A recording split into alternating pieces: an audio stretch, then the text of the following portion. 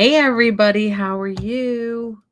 I know this is not my usual time, but sometimes we just have to make adjustments and go with the flow with life. And this morning I had a 9 o'clock appointment that I can't reschedule because uh, I go for acupuncture and chiropractics for my back because if not, I would basically be a cripple.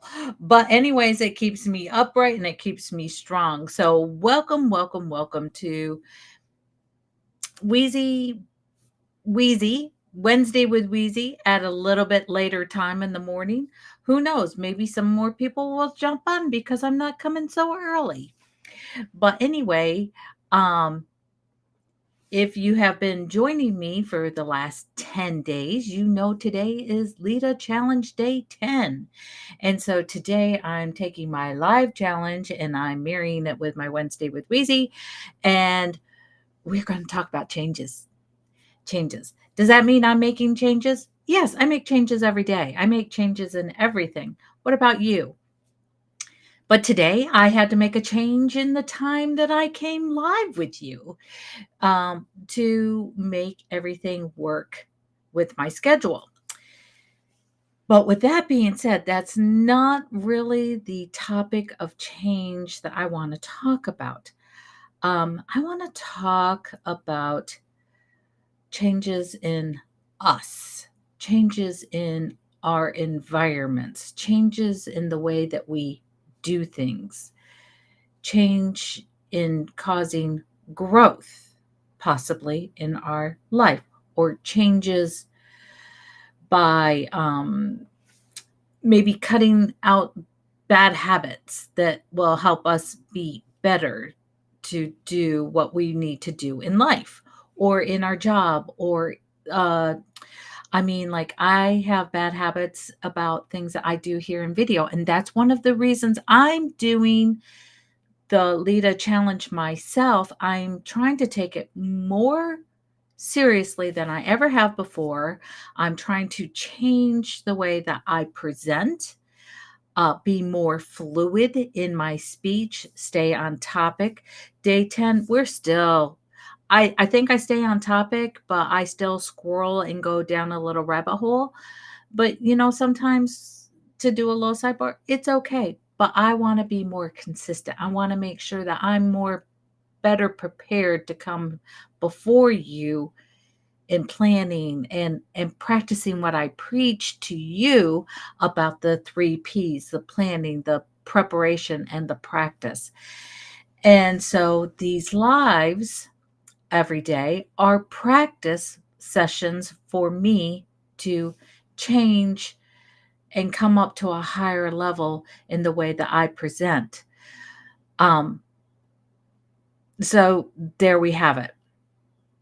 So today I want to talk, I've already said we're going to talk about changes. And real quick, I'm just going to make a little change here to just show my name. But it is Wednesday with Weezy, and I have videos every Wednesday. If you are part of my email ecosystem, emails go out every Wednesday. At least I try. Nobody's perfect, but at least I try. So I don't know about you, but I internally just feel like life has been shaken up a lot. I've been making some changes since last year, and I think I'm like getting to the point it's like I think I can relax, and then something else comes along and kind of, I'm just going to say, wallops me against the side of the head and go, "Oof, no, if you think you're going to have easy street for a little bit, no, we're going to, life has been throwing more things at me." So, um, it's, how do I want to say, it just keeps life interesting. With that being said, I've been hearing other people or observing other people that they've kind of gotten stuck in ruts with their life, and they know that they need to make a change, but they haven't been making a change. So, what happens in these instances? And that is what I want to share with you today. Um, so, when you make changes, this is really not the definition of this word, but I'm Weezy and I like to reinvent things. But the word is risk. Are you are you a risk taker or are you a risk um oh gosh, the word was just on the tip of my um aversive. Are you adversive to taking a risk? Do you want to play everything safe? And to be on video, I think you have to be a little bit of a risk taker to put yourself out here online, on live, particularly. You have to be pretty much a risk taker. It can hurt you or it can harm you.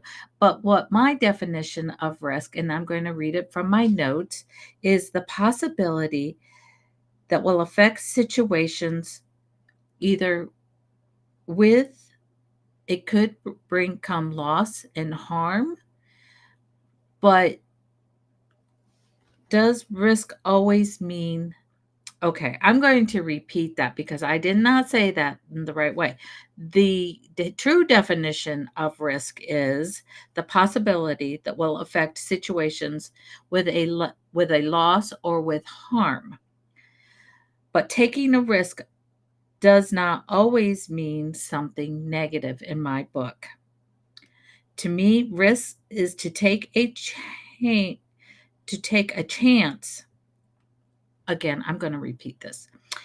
To me, risk is to take a chance and to make a change. And what happens if you don't change? I'm sorry, I'm reading my notes, but I want to read to you what my thoughts were in regarding this. What happens if you choose what's something that happens if you don't change? And what happens if you choose to change? Sometimes sometimes change can be just a slight adjustment. So let's take these 3 points. I have a story I want to share. I want to talk about a pivotal time in my life when I made a huge change. But before we do that, I want to address these 3 questions. What happens if you don't do something to change? To me, that is you're a risk. You have an aversion to risk. You would rather stay even in your most miserable pit of life because you know what goes on there. You know what to expect. And that's what happens when you choose not to change, but yet life changes around you regardless. But do you want to maybe you are not wallowing, but maybe you are doing you have habits that aren't that great for you. Maybe you have habits that are great for you, but after a certain amount of time, they become so redundant that they're not effective anymore. An example of this is exercising the exact same way each and every day. I walk 5 miles a day or something like that. Well, if you don't, chances are, if you don't do something to change that up, you're going to hit a plateau. And people who diet really know how aggravating that plateau is. And you become bored and stagnant and you're like, and frustrated because it's like, I'm doing what I've always done. And now it's changing. It's changing. And it's not as effective as it was. And I'm just frustrated by this. So my question is do you want to sit there with no change or becoming riddled with negative thoughts during that time. Um, so, what happens if you choose to make some changes? Once again, using the exercise analogy, it is a proven fact that if you change things up, you cause some confusion within your body, things change. Your body composition is going to change. Your muscle composition may change. Your mind might change because it's like it's not on autopilot and being it's there's a challenge to it. And with challenge causes tension. Yes, tension. It is stressful. And stress isn't always like nervous, nervous, bad, bad. Sometimes causing stress is good because it causes change. This can happen in relationships. You get in kind of a rut and somebody starts getting dissatisfied and they go, "Can we change things up just a little bit? Can we step outside of the norm? Can we step outside of that box? Can we change something?" And it doesn't have to, and thirdly, change does not have to be huge. It can be just a slight adjustment. So, like in your diet, maybe you just need a slight adjustment to something that you're eating. You think you're eating something good, but it's not acting right with your body. For me, unfortunately, it's raw vegetables. My body does not digest raw vegetables well. And for me, it is not worth going through the change of not having, of eating salads often, carrot sticks and celery sticks, because I don't have the time to feel sick to my stomach. And I know that sounds weird because we're in diet world. If you follow diets and diet trends, there's always a ton of salad included so that you're getting your nutrients and you're eating all of these things. But it doesn't work for everybody because we're individuals. We are not cookie cutters. But with this being said, so I've used the analogies of food and exercise for the questions to be on the safe side. I don't want to offend anybody. But, but for me, mind change, sometimes we are shocked into changes. People will challenge us when we're wallowing in our self pity. So now, this is where Mama Weezy comes in. I've been known to be called Mama Weezy because I tend to treat people like my children, and moms sometimes don't say things that you really want to hear, but they're the truth and they cut to the core. Sometimes you just have to make a change and to get yourselves out of life's ruts. This is my story. So it was in 2008. 2008. I had closed my business. No, yes, it was 2008. I had closed my business, my decorative painting business, because of economic situations. That is when the uh, stock market, not the stock market, the real estate market had crashed. And it was the big mortgage emergency. And I really wish I could tell you the movie I just watched regarding this. It was fabulous, but I can't remember what it is. But if somebody's watching it, please watch the movie. It was like Shortcomings or something like that, but it was about these financial guys who tried to short the market because they saw this big crash coming. They were trying to warn the financial advisors that this was coming, the banks, and they all laughed and they go, "Oh, there's nothing wrong with mortgages. We are selling mortgages like hotcakes and we're not changing a thing." And they chose not to change. And real estate market crashed. With the real estate market crashing, and now there's all these bailouts, people were their mortgages were being bought up and they were losing their homes. People in the financial world were losing their jobs, in turn losing their homes.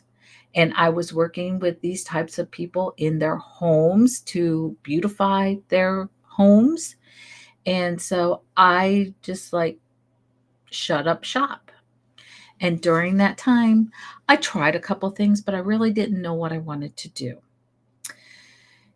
So, and I had but actually had gone out and got a job, and I lost it because of economic changes. And I was a sad puppy. I was a very sad puppy, and I wallowed in my self-pity. Let's see, I lost the job in January because I remember because it was my birthday. And here it is May, June, something like that. My oldest son was graduated from high school. My youngest son was like in 10th grade, something like that. But anyway, no, he had to be a junior. But anyway, that doesn't matter. But one night, my husband and I was very dissatisfied with life, and I was complaining to my husband, and we were talking about our kids, and we were drinking wine. And sometimes drinking wine can loosen the tongue and the little truth can come out on both sides. But my kids were looking for jobs, not getting the jobs. This is when the job market changed. And all of a sudden, you had to be 18 in order to get any kind of job. And even the simple jobs were hard to get because the older people who had families needed those jobs in order to support their families. So they were really not hiring millennials for a lot of work. It was just a cluster, you know what, if you like that flavorful bad F word, but it was it was bad.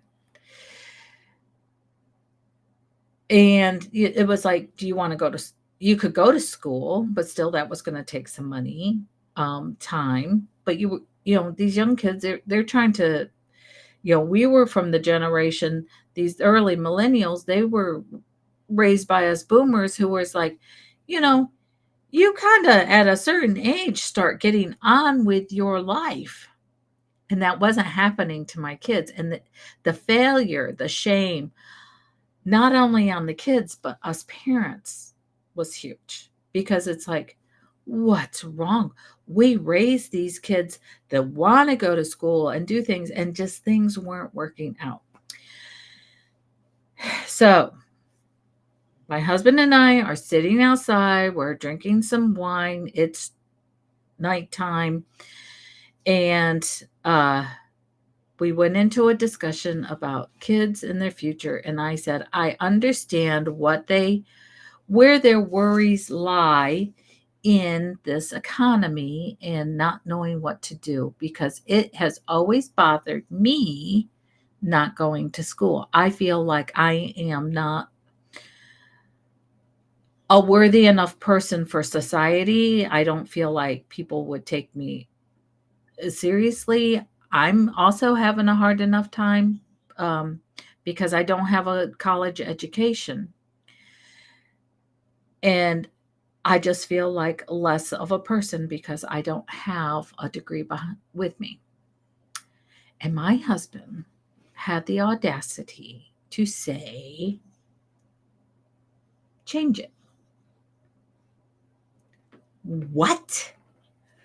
It was like he slapped me in the face. Change it? What do you mean? Uh, if I do something to change it, where will all my excuses go? Where will my self-pity go? I kind of like this blanket of woe with me that I'm sitting in and being kind of miserable, change it. What would I do? Then he had the audacity to get me a catalog from the local college, local tech school. Learn something. Maybe this might change something for you. So at this time, this is when Craigslist was like really popular.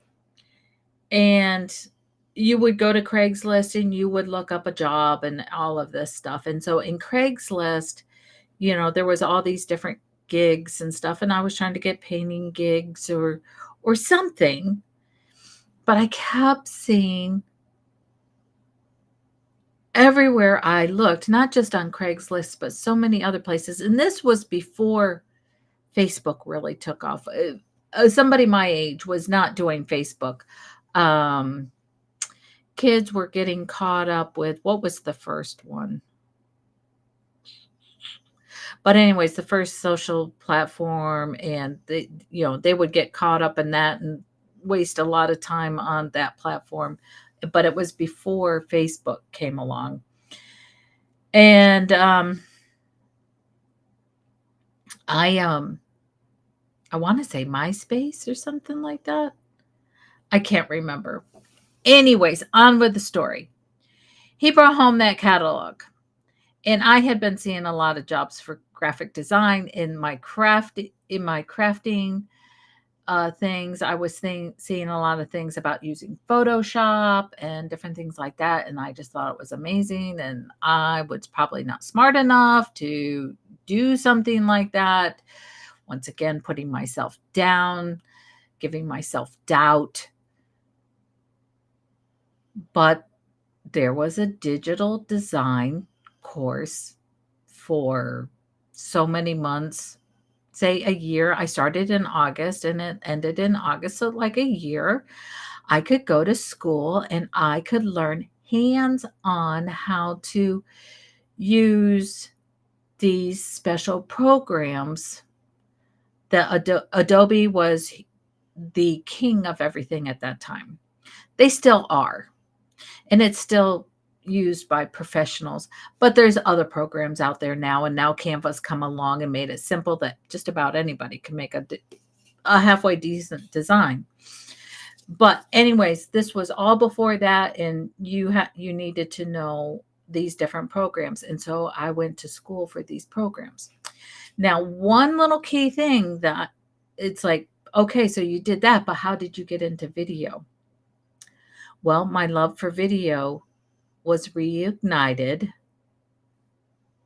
in going back to school because I found out if I married this certificate with a diploma for video production, I could get an associate degree. And I'd always been fascinated by video. I always wanted to, during these times of wallow, I would watch hours of these how-to programs, trading spaces and different things. And I would try out these experiments, watch these shows, and I would take what they were doing in these shows and make projects for myself. Try to make a living like that too. And people, I'm sorry, this is one thing I'm going to say. When something is hand done, people do not respect the value of art or projects or repurposing things. And so they always wanted lesser pricing. And once again, I'm like going, I'm not giving away all my work. If I'm going to give it away, I'm going to just do it and give it as gifts.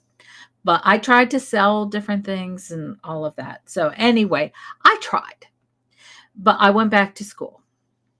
And while I was back in school, first year I took the digital design, and at this time I knew enough to turn on the computer. I knew how to get on the internet. I knew how to send emails, and I knew how to do documents and stuff like that.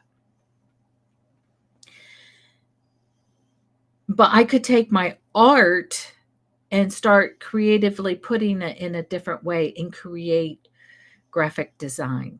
Was I great at it? No. I was absolutely terrified. But I was in there with a bunch of young, bright minds. I had a wonderful teacher, and I went from that year from barely knowing how to set anything up technically and putting things together to, even if I couldn't put it together, there was somebody in that room who could help me put together my ideas and create it on the screen.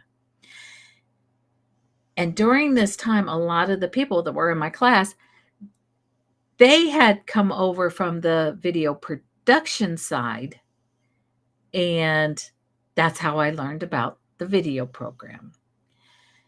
So one of them introduced me to the instructor over at the video production side, and the next year I took video. Was it scary? Yes. Once again, I was learning something new, but I went to school for 2 years to learn how to do this. Now, I will tell you, I quickly found I'm more of a creative director. I am more of the project manager, let's say.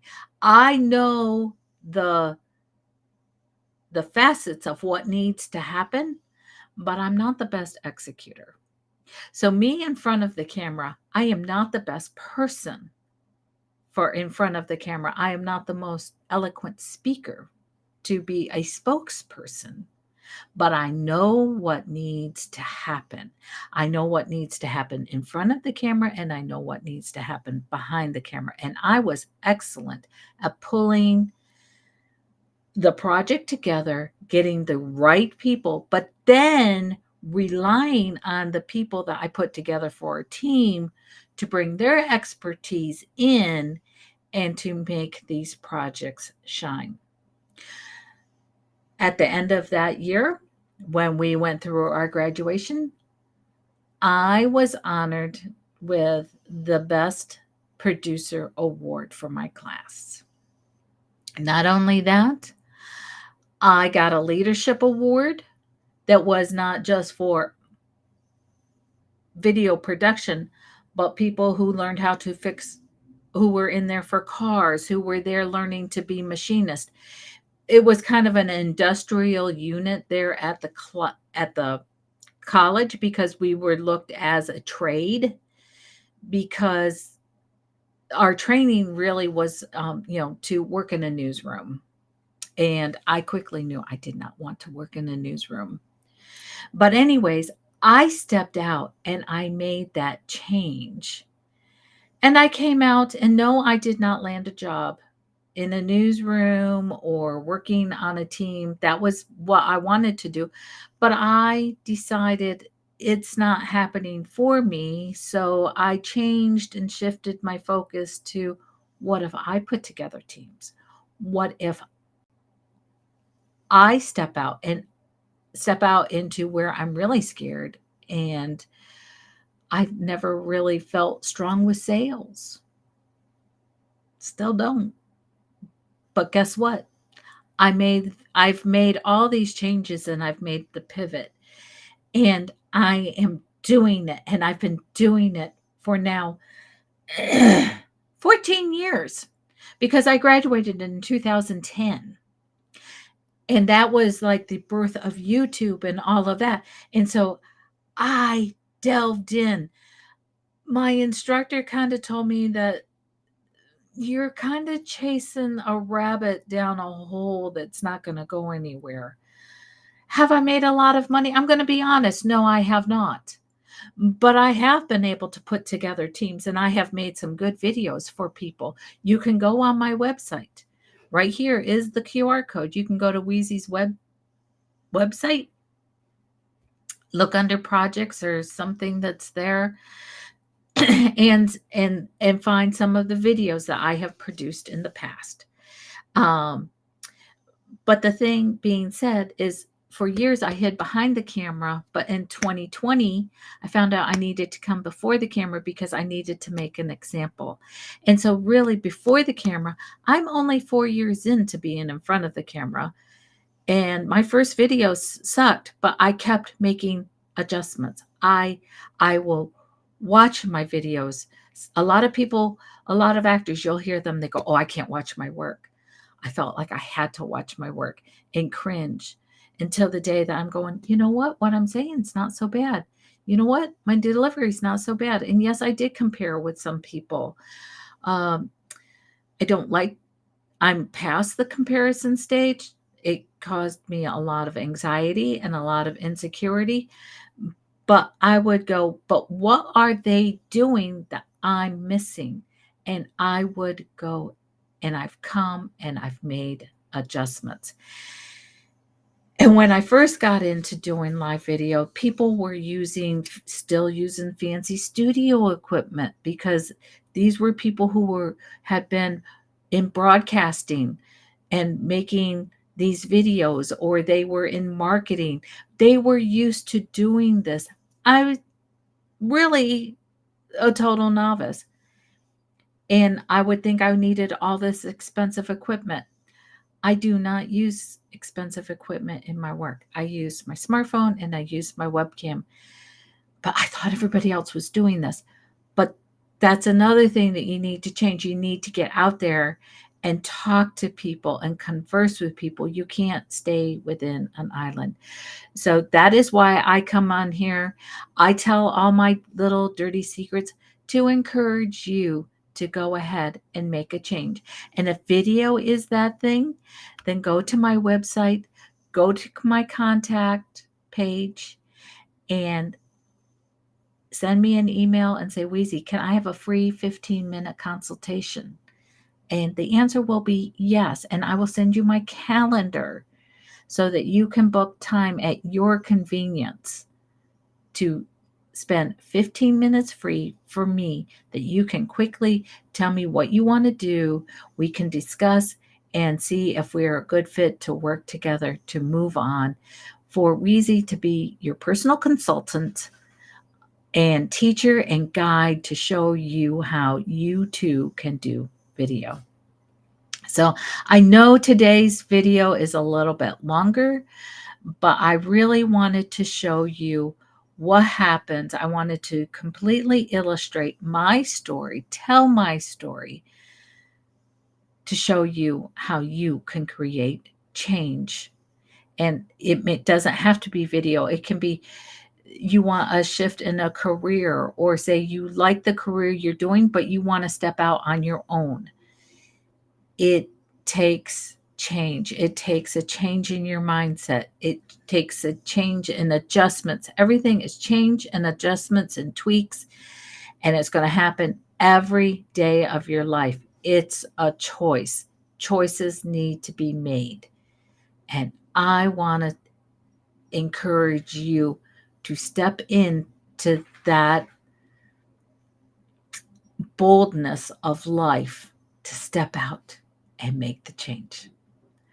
So, like I said, if you would like, it doesn't, like I said, it doesn't even have to be video. If you just want to chat with me for a few minutes and tell me what your plans are, I will tell you if I think you're able to do it or not.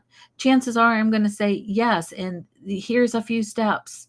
So, yeah, it's kind of like a little mini counseling session. So, contact Weezy. She can be a mama. So, you can call me Mama Weezy. It's fine, because if I ever have grandchildren, that's exactly what I want them to call me. So, anyways, and you know what? Another thing about Weezy, people who know me and love me, that's how I got my name, Weezy, because the people who know me and love me, call me Weezy.